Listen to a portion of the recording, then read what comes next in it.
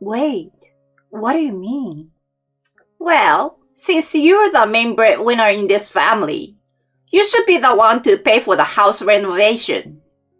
You can't say no to this. You're my wife. A wife should listen to everything her husband and in-laws say. The in-laws and husband smirk at this. They lack common sense, but in a way, that's better for me. I smile and respond. I'd be happy to help. My name is Tammy, a 32-year-old company employee. I have a husband named Eric, whom I've been married to for 2 years. We met through mutual friends. One of them, Eric, came over for a barbecue my friend had organized. He was outgoing and funny, and we hit it off right away. We exchanged numbers and started going out for drinks, which led to us dating.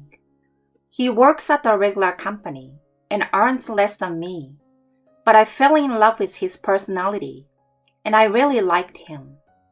After dating for 2 years, he proposed, and we decided to get married. I thought I would be happy with him, since he always made me laugh.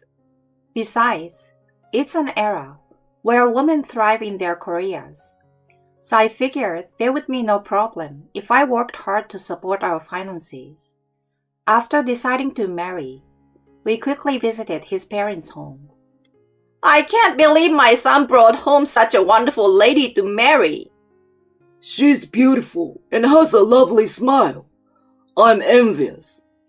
Mom, Dad, don't embarrass her by praising her so much. You are making her uncomfortable. But it's true, so what can we say? That's right. You got a great wife, so never let her go. I know. I will cherish her forever. I felt so happy and a bit shy with their conversation. It made sense that such a great guy like him had wonderful parents. My parents died in an accident when I was young, and since then, I was raised by my grandparents. But after losing my grandfather 7 years ago, and my grandmother 5 years ago, I had no other family. Their warmth was especially comforting, since my grandparents had raised me with so much love. His parents approved of our marriage, and we got married.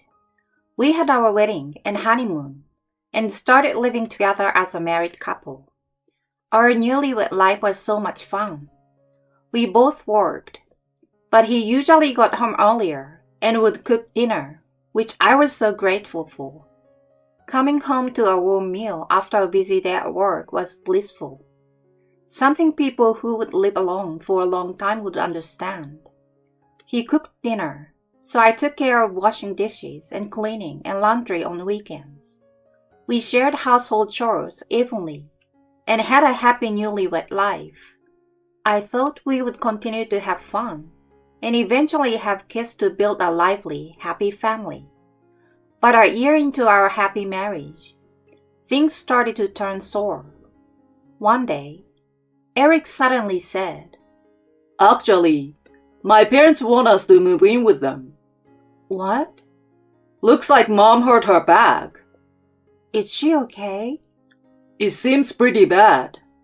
As the eldest son, I feel like I need to support her. That's why I want you to agree to us moving in and living with them. I see. I was really torn about it. His parents were kind and nice, but we'd only been married for half a year. I wanted to enjoy our life together a bit longer. But his mother's back pain seemed serious enough to make doing household chores difficult. I thought maybe it would be better for us to live together and support them. After a week of thinking, I agreed to it. Eric was very happy when I said yes, and when we called his parents, I could hear their joy over the phone. I felt good knowing they were also pleased with my decision. So we ended our lease on our apartment and moved in with his parents. I am so glad you came, Tammy. Thank you for agreeing to live with us. They welcomed me with smiles. I'm looking forward to living with you all. I greeted them with a smile. And that evening, We celebrated with delivery sushi and drinks. I thought living with such kind in-laws would be lively and fun. But the reality was different from what I had expected. Welcome back, Tammy. You must be tired from work. Thank you.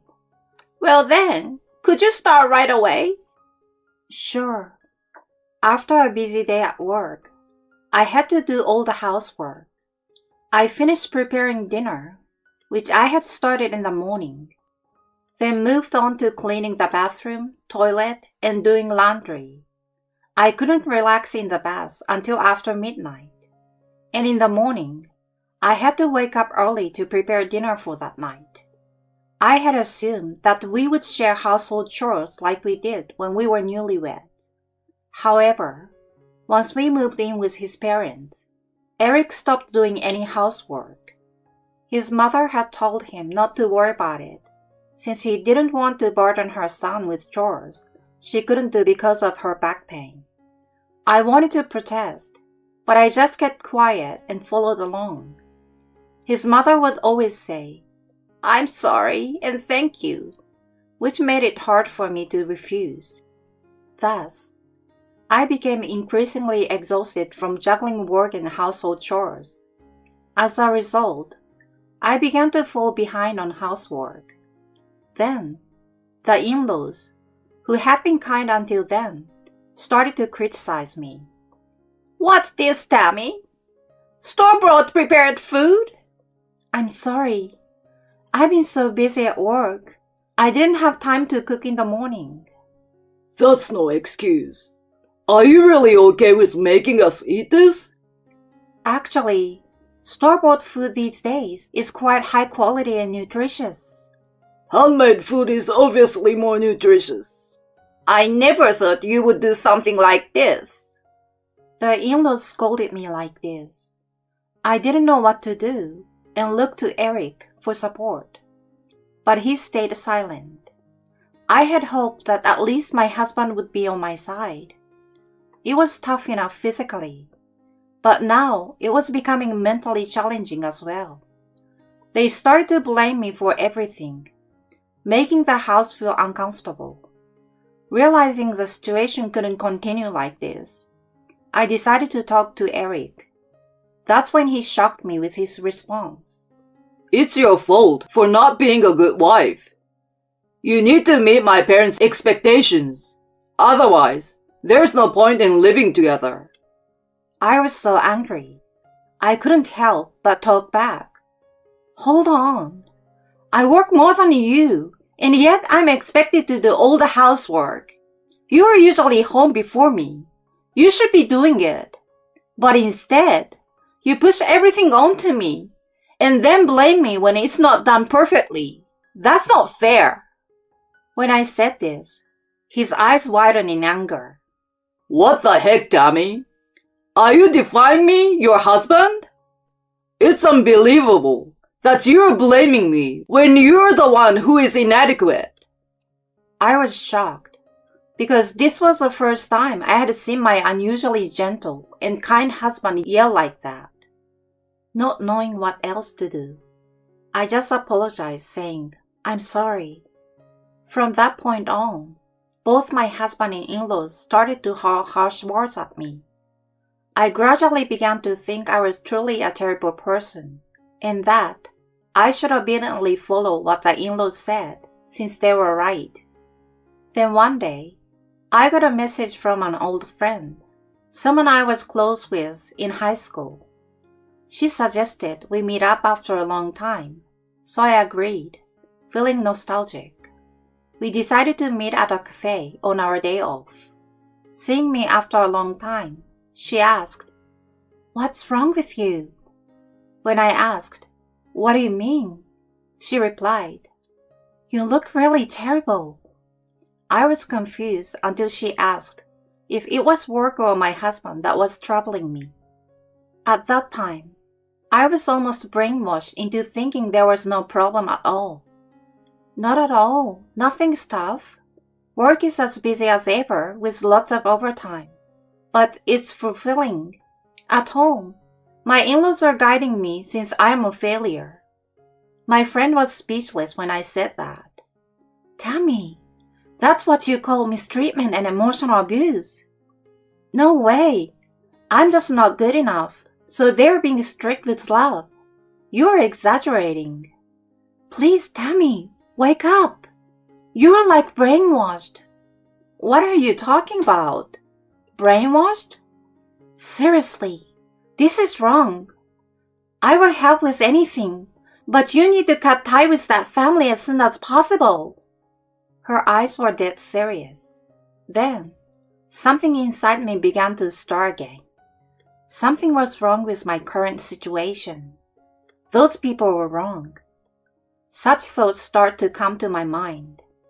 After parting with my friend, I went straight home, but I was met with this. You are late. Prioritizing friends over us is unacceptable. I'm sorry. I will start cooking dinner right away.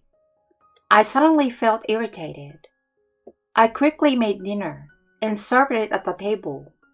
What? Fish today? I was in the mood for meat. Yes, I wanted meat too. You really don't understand, do you? Can't be helped. She's a failure. They all laughed at this. I wondered why I had to put up with this from these people. If they have complaints, they should cook themselves.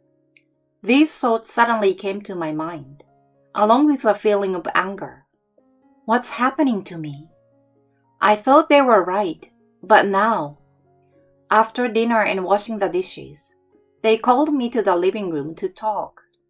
What did you want to talk to me about? Then, with a happy smile, my husband said, We are thinking of rebuilding this house. Rebuild the house? As I was surprised, my mother-in-law spoke up. This house is getting pretty old, you know. So we are thinking of rebuilding it. I naively thought it was a good idea and said, That sounds like a great idea. Right? I knew you would say that. So you will be paying for the reconstruction. Wait, what do you mean? Well, since you're the main breadwinner in this family, you should pay for the house renovation. She said it matter-of-factly. Then, my husband chimed in. You can't say no to this. You're my wife. A wife should listen to everything her husband and in-laws say. They all smirked at that. But I don't have that kind of money. Then my husband said something shocking. What are you talking about? You have the inheritance from your grandparents. What? You should use that money for us. You get to contribute to the family you married into. We'll get a nice, comfortable house. It's a win-win situation. At that moment, something snapped inside me, and I fully came to my senses. They had been planning to use me from the start. There is no way I'd give them the money my loving grandparents left me. I had been brainwashed and exploited up until now, and it was time for revenge. Their lack of common sense was actually a blessing in disguise. I smiled and said, I'd be happy to help. They clapped their hands in joy, probably thinking they had successfully brainwashed me. But the brainwashing was over. Now it was my turn. I contacted my friend again, who had reached out earlier. She happened to be a lawyer. I thanked my friend for helping me regain my sanity and formally asked for her assistance in getting a divorce. She readily agreed, saying of course, and we began preparing for the divorce. Following her advice from our previous meeting, I used my smartphone's recording app to capture instances where my husband and in-laws verbally abused me and tried to coerce me into using my assets. I was skeptical at first, but I'm glad I recorded everything. The emotional abuse and mistreatment continued, so I gathered plenty of evidence. The house rebuilding plan progressed smoothly.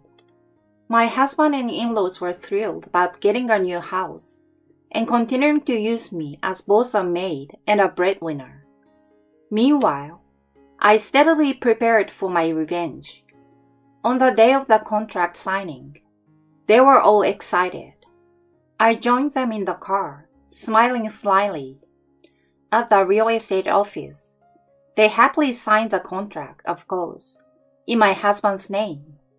We arranged for a loan, and I promised to make the payments. The payments were to be transferred monthly to my husband's account. He suggested I could just put all the money in at once, but I managed to convince him my way was better to avoid any loss. After confirming the contract, I stepped outside the real estate office, pretending I had an urgent work call. They were a bit annoyed, but more overwhelmed with joy, so they didn't stop me from leaving.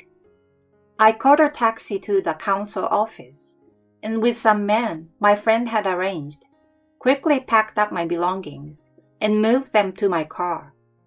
I left the divorce papers on the table and moved to an apartment I had previously arranged for single living.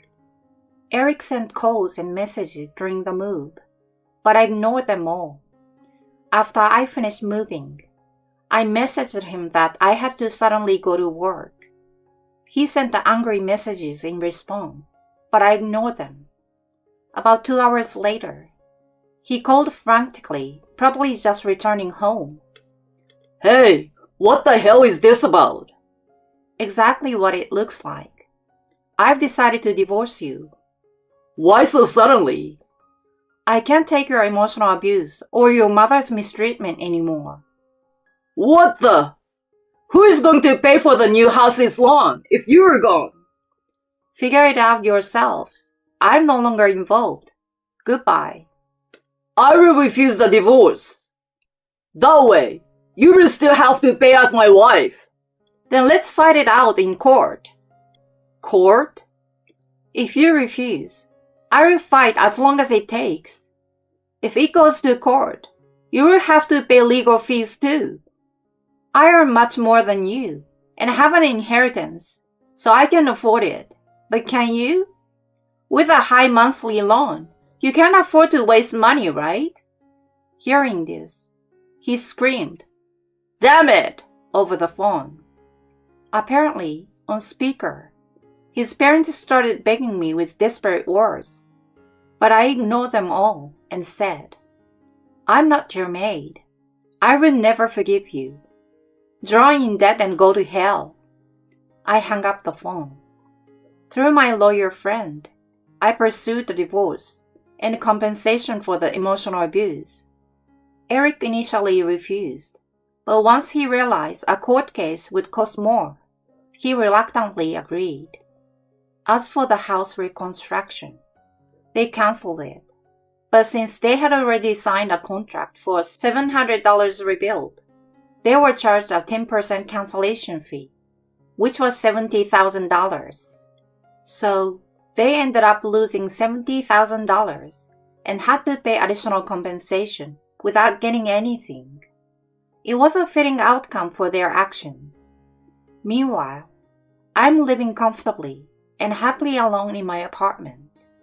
I can't thank my friend enough for her help. I plan to treat her to a nice dinner soon. For now, I'm good without romance and thinking of finding a new hobby to enjoy my single life.